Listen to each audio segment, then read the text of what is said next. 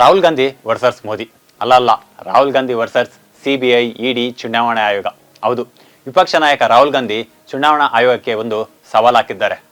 ಸದಾ ಹೈಕಮಾಂಡ್ ಪರ ಕೈ ಎತ್ತುವ ಡಿಕೆ ಶಿವಕುಮಾರ್ ಅವರು ಸಹ ಈ ಸವಾಲಿಗೆ ಧ್ವನಿಗೂಡಿಸಿ ರಾಷ್ಟ್ರ ಮಟ್ಟದಲ್ಲಿ ಹೊಸ ಚರ್ಚೆ ಹುಟ್ಟುಹಾಕಂತೆ ಮಾಡಿದ್ದಾರೆ. ಬಿಹಾರದಲ್ಲಿ ಮತದಾರ ಪಟ್ಟಿಯನ್ನು ವಿಶೇಷ ಸಮಗ್ರ ಪರಿಷ್ಕರಣೆ ಕುರಿತು ಸಾಕಷ್ಟು ಚರ್ಚೆ ನಡೆಯುತ್ತಿರುವ ಸಂದರ್ಭದಲ್ಲಿ ರಾಹುಲ್ ಗಾಂಧಿ ಮಾತನಾಡಿ, ಕರ್ನಾಟಕದಲ್ಲಿ ಬೃಹತ್ ಕಳ್ಳತನ ಆಗಿರುವುದನ್ನು ನಾವು ಪತ್ತೆ ಹಚ್ಚಿದ್ದೇವೆ. ನಾವು ಅದನ್ನು ನಿಮಗೆ ಮತ್ತು ಚುನಾವಣೆ ಆಯೋಗಕ್ಕೆ ಕಪ್ಪು ಮತ್ತು ಬಿಳುಪು ವೈಟ್ ಅಂಡ್ ಬ್ಲಾಕ್ ಬಣ್ಣದಲ್ಲಿ ತೋರಿಸುತ್ತೇನೆ ಎಂದು ಹೇಳುವ ಮೂಲಕ ಹಲ್ಚಲ್ ಎಬ್ಬಿಸಿದ್ದಾರೆ. ಹೌದು, ಅದು ಯಾವ ಕ್ಷೇತ್ರ, ರಾಹುಲ್ ಗಾಂಧಿ ಹೇಳಿಕೆ ಯಾವ ಸ್ವರೂಪ ಪಡೆದುಕೊಂಡಿದೆ ಅದನ್ನೆಲ್ಲ ಹೇಳ್ತೀವಿ. ಅದಕ್ಕೂ ಮುಂಚೆ ನೀವು ನಮ್ಮ ಚಾನಲ್ನ ಇನ್ನೂ ಸಬ್ಸ್ಕ್ರೈಬ್ ಮಾಡಿಲ್ಲ ಅಂದರೆ ಈ ಕೂಡಲೇ ಸಬ್ಸ್ಕ್ರೈಬ್ ಮಾಡಿ, ಲೈಕ್ ಮಾಡಿ, ಶೇರ್ ಮಾಡಿ. ಭಾರತದ ಚುನಾವಣೆಗಳಲ್ಲಿ ಅಕ್ರಮ ನಡೆಯುತ್ತಿದೆ ಎನ್ನುವ ಗಂಭೀರ ಆರೋಪಗಳನ್ನು ರಾಹುಲ್ ಗಾಂಧಿ ಆಗಾಗ ಮಾಡುತ್ತಿರುತ್ತವೆ. ಈಗ ಬಿಹಾರದಲ್ಲಿ ನಡೆಯುತ್ತಿರುವ ಮತದಾರ ಪಟ್ಟಿಯ ವಿಶೇಷ ತೀವ್ರ ಪರಿಷ್ಕರಣೆ ಅಡಿಯಲ್ಲಿ ಮನೆ ಮನೆಗೆ ಭೇಟಿ ನೀಡಿದ ಸಂದರ್ಭದಲ್ಲಿ ಚುನಾವಣಾ ಅಧಿಕಾರಿಗಳು ಇಲ್ಲಿವರೆಗೂ 52 ಲಕ್ಷ ಹೆಚ್ಚು ಮತದಾರರು ತಮ್ಮ ವಿಳಾಸಗಳಲ್ಲಿ ಇರಲಿಲ್ಲ ಮತ್ತು ಇನ್ನೂ 18 ಲಕ್ಷ ಜನ ಸಾವನ್ನಪ್ಪಿದ್ದಾರೆ ಎಂದು ಹೇಳಿದ್ದಾರೆ. ಮಹಾರಾಷ್ಟ್ರದಲ್ಲಿ ಹೇಗೆ ಮ್ಯಾಚ್ ಫಿಕ್ಸಿಂಗ್ ನಡೆದಿತ್ತೋ ಎನ್ನುವ ಬಗ್ಗೆ ನಾವು ಎಲ್ಲರಿಗೂ ತೋರ್ಪಡಿಸಿದ್ದೆವು.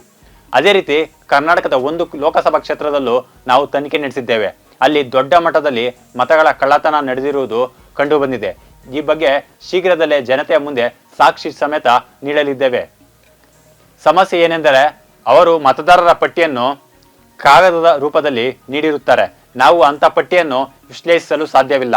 ನಾವು ಮತದಾರ ಪಟ್ಟಿಯನ್ನು ಸಂಗ್ರಹಿಸಿ ಡಿಜಿಟಲೈಸ್ ಮಾಡಿದ್ದು ಅದಕ್ಕೆ 6 ತಿಂಗಳು ಹಿಡಿಯಿತು. ಈ ಪ್ರಕ್ರಿಯೆಯಿಂದ ನಾವು ಆಯೋಗದ ಕಳ್ಳತನವನ್ನು ಪತ್ತೆ ಹಚ್ಚಿದ್ದೇವೆ. ಯಾರು ಮತ ಹಾಕುತ್ತಾರೆ, ಮತದಾರರನ್ನು ಹೇಗೆ ಸೇರಿಸಲಾಗುತ್ತದೆ, ಹಳೆ ಮತದಾರರನ್ನು ಹೇಗೆ ತೆಗೆದುಹಾಕಲಾಗುತ್ತದೆ ಎಂಬುದು ತಿಳಿದುಕೊಂಡೆವು. 2024ರ ಲೋಕಸಭಾ ಚುನಾವಣೆಯಲ್ಲಿ ಕರ್ನಾಟಕದಲ್ಲಿ ಕಾಂಗ್ರೆಸ್ 9 ಸ್ಥಾನಗಳನ್ನು ಗೆದ್ದಿತ್ತು. ಬಿಜೆಪಿ 17 ಸ್ಥಾನಗಳಲ್ಲಿ ಗೆದ್ದಿತ್ತು. ಇದೇ ವೇಳೆ ಕರ್ನಾಟಕದ ಯಾವ ಲೋಕಸಭಾ ಕ್ಷೇತ್ರದಲ್ಲಿ ಅಧ್ಯಯನ ಮಾಡಿದ್ದಾರೆ ಎಂದು ಹೇಳಿಲ್ಲ. ಇನ್ನು ರಾಹುಲ್ ಗಾಂಧಿ ಆರೋಪಕ್ಕೆ ಹೊಸ ಬಾಂಬ್ ಸಿಡಿಸಿರುವ ಡಿಸಿಎಂ ಡಿಕೆ ಶಿವಕುಮಾರ್, ರಾಹುಲ್ ಗಾಂಧಿ ಅವರ ಮಾಡಿರುವ ಆರೋಪ ನಿಜ. ಬೆಂಗಳೂರು ಗ್ರಾಮಾಂತರ ಕ್ಷೇತ್ರದ ಮತದಾನದಲ್ಲಿಯೂ ಗೋಲ್ಮಾಲ್ ನಡೆದಿದೆ ಎಂದಿದ್ದಾರೆ.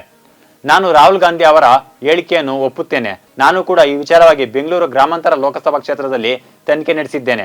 ಇಲ್ಲಿ ಅನೇಕ ಗೋಲ್ಮಾಲ್ಗಳು ನಡೆದಿವೆ. ಈ ಬಗ್ಗೆ ನಾನು ಹೆಚ್ಚು ವಿಚಾರ ಪ್ರಸ್ತಾಪ ಮಾಡುವುದಿಲ್ಲ. ಮುಂದೆ ಈ ವಿಚಾರವಾಗಿ ಮಾತನಾಡುತ್ತೇನೆ ಎಂದು ಹೇಳಿದ್ದಾರೆ. ಲೋಕಸಭಾ ಪ್ರತಿಪಕ್ಷ ನಾಯಕ ರಾಹುಲ್ ಗಾಂಧಿ ಅವರ ಆರೋಪವನ್ನು ಮುಖ್ಯಮಂತ್ರಿ ಸಿದ್ದರಾಮಯ್ಯ ಅವರು ಕೂಡ ಬೆಂಬಲಿಸಿದ್ದಾರೆ. ಕರ್ನಾಟಕದಲ್ಲಿ ನಡೆದ ಕಳೆದ ಲೋಕಸಭೆ ಚುನಾವಣೆ ಫಲಿತಾಂಶ ನಮಗೆ ಅಚ್ಚರಿಯನ್ನು ಉಂಟು ಮಾಡಿದ್ದು ಮಾತ್ರವಲ್ಲ, ಹಲವು ಬಗೆಯ ಅನುಮಾನಗಳನ್ನು ಕೂಡ ಹುಟ್ಟುಹಾಕಿತ್ತು.